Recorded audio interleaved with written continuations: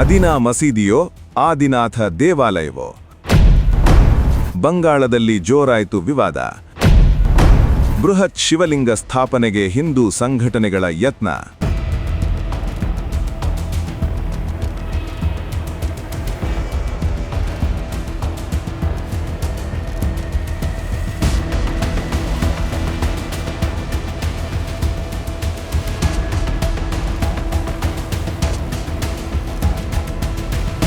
ಇದು ಪಶ್ಚಿಮ ಬಂಗಾಳದ ಮಾಲ್ಡಾ ಜಿಲ್ಲೆಯ ಅದಿನಾ ಮಸೀದಿ.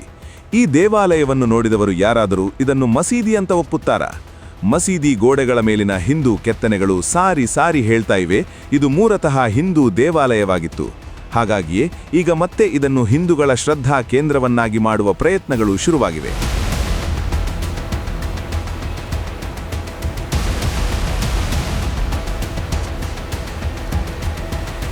250 ವರ್ಷ ಹಳೆಯದು ಎಂದು ಹೇಳಲಾಗುವ ಈ ಆದಿನಾ ಮಸೀದಿಯ ಸಮೀಪದಲ್ಲೇ ಈಗ ಶಿವಲಿಂಗ ಪ್ರತಿಷ್ಠಾಪನೆ ಯತ್ನ ನಡೆದಿದೆ. ಕಾರಣ ಇಷ್ಟೇ, ಇದು ಮೂಲತಃ ಆದಿನಾಥ ದೇವಾಲಯ ಎನ್ನುವುದು. ಇದಕ್ಕಾಗಿ ಆದಿನಾಥ್ ಪುರಾತನ್ ಶಿವಮಂದಿರ್ ಸಂಘಟನೆ ಬರೋಬ್ಬರಿ 289 ಕಿಲೋಮೀಟರ್ ದೂರವಿರುವ ತಾರಕೇಶ್ವರದಿಂದ 3.6 ಅಡಿ ಎತ್ತರದ ಸುಮಾರು 1.5 ಟನ್ ತೂಕದ ಬೃಹತ್ ಶಿವಲಿಂಗವನ್ನು ಈ ಐತಿಹಾಸಿಕ ಜಾಗದ ಹೊರಭಾಗದಲ್ಲಿ ಪ್ರತಿಷ್ಠಾಪಿಸಲು ಮುಂದಾಗಿದೆ. ವಾಸ್ತವ ಏನು ಅಂದ್ರೆ, ಸದ್ಯಕ್ಕೆ ಈ ಪುರಾತನ ಕಟ್ಟಡ ಪುರಾತತ್ವ ಸರ್ವೇಕ್ಷಣಾ ಇಲಾಖೆಯ ಸುಪರ್ದಿಯಲ್ಲಿದೆ. ಹಾಗಾಗಿ ಕಾನೂನು ಮತ್ತು ಸುವ್ಯವಸ್ಥೆ ಹದಗೆಡದಂತೆ ಮಾಲ್ಡಾ ಜಿಲ್ಲಾಡಳಿತ ಎಚ್ಚರಿಕೆ ವಹಿಸಿದೆ. ಈ ವಿವಾದ ಈಗ ಬಂಗಾಳದಲ್ಲಿ ದಿಢೀರನೆ ಎದ್ದ ವಿವಾದ ಅಲ್ಲ, ಬಹಳ ಹಳೆಯ ವಿವಾದ. ಆದರೆ ಇದು ತೀವ್ರ ಸ್ವರೂಪ ಪಡೆದುಕೊಂಡಿದ್ದು ಸಂಸದ ಹಾಗೂ ಕ್ರಿಕೆಟರ್ ಯೂಸುಫ್ ಪಠಾನ್ ಅವರ ಟ್ವೀಟ್ನಿಂದಾಗಿ.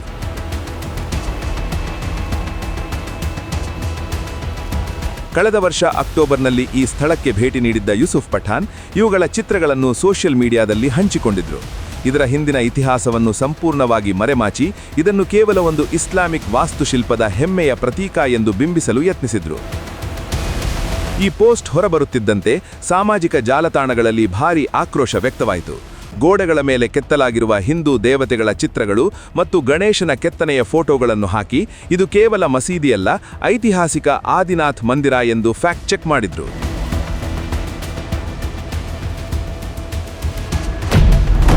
ಅದಿನಾ ವರ್ಸಸ್ ಆದಿನಾಥ. ಇತಿಹಾಸ ಹೇಳೋದೇನು?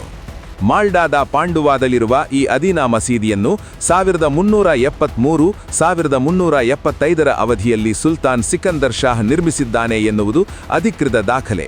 ಆದರೆ ಇದರ ವಾಸ್ತುಶಿಲ್ಪವನ್ನು ಸೂಕ್ಷ್ಮವಾಗಿ ಗಮನಿಸಿದರೆ ಇದು ಅದಕ್ಕಿಂತಲೂ ಮುಂಚಿನ ಹಿಂದೂ ಮತ್ತು ಬೌದ್ಧ ದೇವಾಲಯಗಳ ಅವಶೇಷಗಳ ಮೇಲೆ ನಿರ್ಮಿಸಲ್ಪಟ್ಟಿರುವುದು ಸ್ಪಷ್ಟವಾಗುತ್ತದೆ. ಇಲ್ಲಿರುವ ಐತಿಹಾಸಿಕ ಸಾಕ್ಷಿಗಳು ಇದನ್ನು ಪುಷ್ಟೀಕರಿಸುತ್ತವೆ.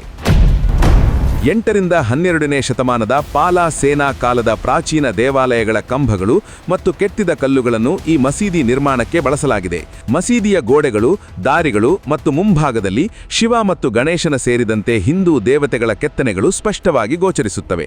ಇಸ್ಲಾಮಿಕ್ ವಾಸ್ತುಶಿಲ್ಪದಲ್ಲಿ ಇಲ್ಲದಿರುವ ಹೂವಿನ ವಿನ್ಯಾಸಗಳು, ಕೀರ್ತಿಮುಖ ಮಾಸ್ಕ್ಗಳು, ಸರಪಳಿ ಮತ್ತು ಗಂಟೆಗಳ ವಿನ್ಯಾಸಗಳನ್ನು ಇಲ್ಲಿನ ಕಂಬಗಳ ಮೇಲೆ ಕೆತ್ತಲಾಗಿದೆ. ಮಸೀದಿಯ ಆವರಣದ ಗೋಡೆಗಳಲ್ಲಿ ಇಂದಿಗೂ ಒಡೆದ ಶಿವಲಿಂಗಗಳು ಮತ್ತು ಹಿಂದೂ ದೇವತೆಗಳ ಭಗ್ನಗೊಂಡ ವಿಗ್ರಹಗಳು ಉಳಿದುಕೊಂಡಿವೆ.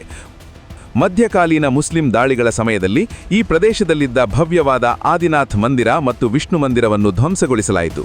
ಅದೇ ಸಾಮಗ್ರಿಗಳನ್ನು ಬಳಸಿ ಈ ಮಸೀದಿಯನ್ನು ಕಟ್ಟಲಾಗಿದೆ ಎಂಬುದಕ್ಕೆ ಇವೆಲ್ಲವೂ ಸಾಕ್ಷಿಗಳಾಗಿವೆ. ಹಿರಿಯ ವಕೀಲರು ಹರಿಶಂಕರ್ ಜೈನ್ ಸೇರಿದಂತೆ ಹಲವರು ಈ ಹಿಂದೆ ಪ್ರಧಾನಮಂತ್ರಿಗಳಿಗೆ ಪತ್ರ ಬರೆದು ಹಿಂದೂಗಳ ಪೂಜಾ ಹಕ್ಕನ್ನು ಮರಳಿಸಬೇಕೆಂದು ಒತ್ತಾಯಿಸಿದ್ದರು.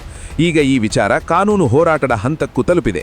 ಹೀಗಿರುವಾಗಲೇ ಆ ಮಸೀದಿಯ ಸಮೀಪದಲ್ಲೇ ಒಂದು ಭವ್ಯ ಶಿವಲಿಂಗ ಪ್ರತಿಷ್ಠಾಪಿಸಲು ಬಂಗಾಳದ ಹಿಂದೂ ಸಂಘಟನೆಗಳು ಸಿದ್ಧತೆ ನಡೆಸಿವೆ. ಇಸ್ಲಾಮಿಕ್ ಸಂಘಟನೆಗಳು ವಿರೋಧ ವ್ಯಕ್ತಪಡಿಸಿವೆ.